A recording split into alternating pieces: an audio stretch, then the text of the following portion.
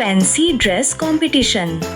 રંગબેરંગી, કમ્ફર્ટેબલ અને આકર્ષક કપડાં પહેરીને રેઇનબો બટરફ્લાયની જેમ કલરફુલ જીવવાનું કોને નથી ગમતું? આપણી ચિંકીને પણ ગમે છે, તમને પણ જરૂર ગમતું હશે, પણ ગટુને એટલું પસંદ ન હતું. અરે આવું ગટુનું નહીં, તેના કપડાનું કહેવું હતું. ગટુ રહ્યો ચંચળ અને તોફાની છોકલો. આખો દિવસ બસ આમ તેમ ભટકતો રહેતો, ગમે ત્યાં ઉઠતો બેસતો અને પડતો હતો, અને ક્યારેક તો તેની વાત કોલર સુધી પહોંચી જતી. ન સમજ્યા? અરે ભાઈ, નાના મોટા ઝઘડા તો થતા જ રહે છે, પણ એમાં કપડાનો શું દોષ? મમ્મીનો પણ એક જ સવાલ રહેતો હતો ગટુથી.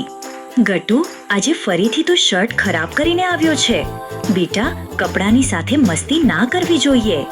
અને આ રીતે ગટુનો બસ એક જ જવાબ રહેતો હતો, સોરી મમ્મી, આગળથી આવલું નહીં થાય. અને બીજા દિવસે સાંજે ફરીથી સ્કૂલ યુનિફોર્મ ખરાબ. પણ ચિંકીની વાત તો અલગ જ હતી. ચિંકીને બસ સારા કપડાં પહેરવાનો શોખ ન હતો. ચિંકી કપડાની સંભાળ પણ રાખતી હતી. પોતાના કપડાં તેને ખૂબ વહાલા હતા. ડાઘા તો દૂર, ચિંકીના કપડાં પર નાની માખી પણ કોઈએ બેસેલી જોઈ ન હતી. કપડાની વાતમાં આવી હતી ચિંકી, અને આમ જ ચાલતું રહ્યું. ધીરે ધીરે ગટુ અને ચિંકી મોટા થતા ગયા.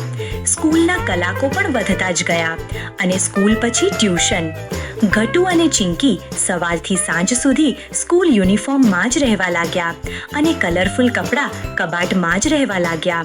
ચિંકી બોલી, શું યાર ગટુ, સવાર હોય કે સાંજ, બસ આ એક જ સફેદ યુનિફોર્મ, બોર થઈ ગઈ છું. હું પણ કરી પણ શું શકું છું? સ્કૂલમાં તો કલરફુલ કપડાં પહેરીને આવવાનું અલાઉડ જ નથી. ગટ્ટુ બોલ્યો, પણ હું તો બિલકુલ પણ બોર નથી થયો. મને આ યુનિફોર્મ ખૂબ જ ગમે છે. આ સાંભળીને ચિંકી ગટુને ટકોર કરતા કહે છે, હા, તને યુનિફોર્મ તો સૌથી વધારે ગમતો હશે, કારણ કે તે સફેદ છે. તને સફેદીની ચમક દૂર કરવાની તો તારી હોબી છે ને? ગટ્ટુ બોલ્યો, એ ચિંકી યાર, આમ કેમ કહે છે? ચિંકી બોલી, જો તો જરાક તારા યુનિફોર્મને શું હાલત કરી દીધી છે. ગટ્ટુ બોલ્યો, સોરી, આગળથી આવું નહીં થાય. વાત ખાલી ચિંકીની જ ન હતી. સ્કૂલના બીજા બધા બાળકો પણ યુનિફોર્મ પહેરીને કંટાળી ગયા હતા. અને આટલું જ નહીં, મિશ્રા સર પણ દરરોજ બાળકોને યુનિફોર્મમાં જોઈને કંટાળી ગયા હતા. અને અચાનક એક દિવસે મિશ્રા સરે એ ક્લાસમાં આવીને એવી અનાઉન્સમેન્ટ કરી, જેને સાંભળીને બધા બાળકોના ચહેરા એકદમ કલરફુલ થઈ ગયા. મિશ્રા સર બોલા, બાળકો, સોમવારે સ્કૂલમાં ફેન્સી ડ્રેસ કોમ્પિટિશન થશે. જેને જે પહેરવું હોય તે પહેરે. શું ક્રિએટિવિટી બતાવવાની છે બતાવો. કાલે રવિવારની રજા છે, ભરપૂર તૈયારી કરો અને સોમવારે સ્કૂલ ડ્રેસને રજા આપો. બધા જ બાળકો ખરેખર ખૂબ ખુશ હતા. રિસેસમાં બસ વાતો થતી હતી. કોઈ કહે હું પરી બનીને આવીશ, કોઈ કહે હું સોલ્જર બનીને આવીશ, અને કોઈ તો કહે હું પાયલોટ બનીને આવીશ. ચિંકી બોલી, અરે આ કોમ્પિટિશન છે, કંઈક તો સિક્રેટ રાખો.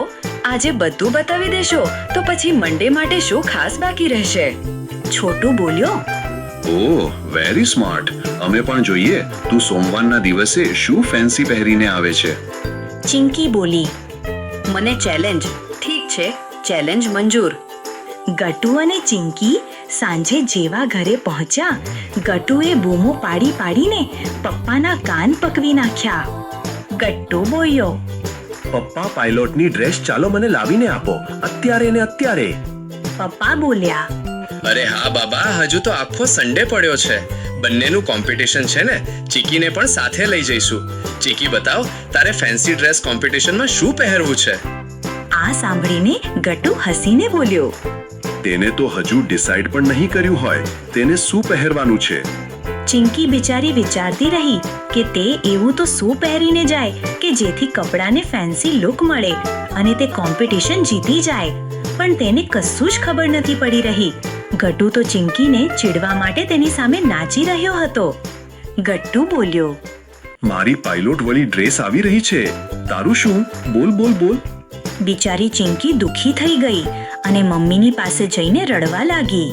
મમ્મીએ તેને સમજાવી અને પછી કબાટ ખોલીને તેને પોતાના જૂના કપડાં બતાવ્યા. ચિંકી તો તે કપડામાં ખોવાઈ ગઈ.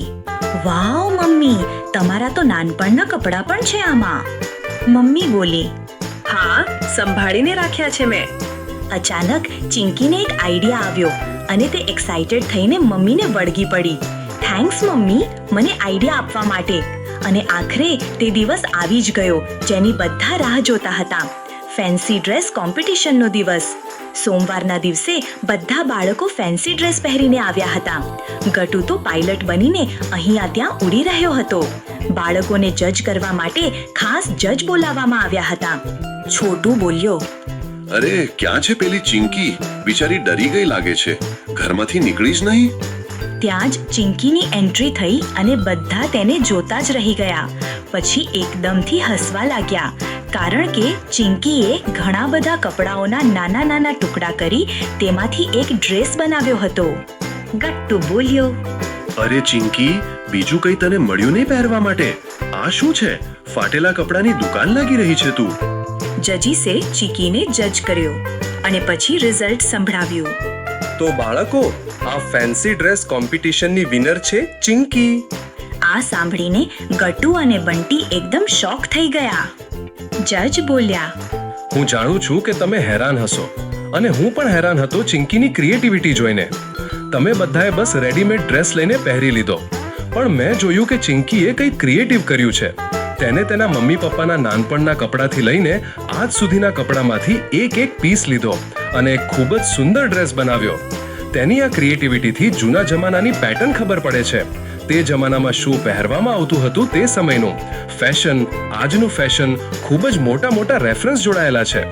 તેની આ ફેન્સી ડ્રેસમાં તેની આ ડ્રેસ હું આગળ સ્ટડી માટે મોકલીશ.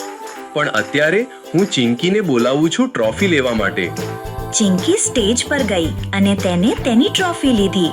બધાએ તાળીઓ વગાડી, ચિંકીનું અભિવાદન કર્યું અને આ રીતે પોતાની ક્રિએટિવિટી બતાવીને ચિંકીએ ફેન્સી ડ્રેસ કોમ્પિટિશનનું ચેલેન્જ પૂરું કર્યું.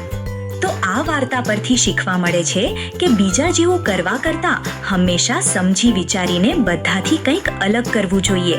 આપણી ક્રિએટિવિટી આપણી જીત સુધી જરૂર પહોંચાડશે.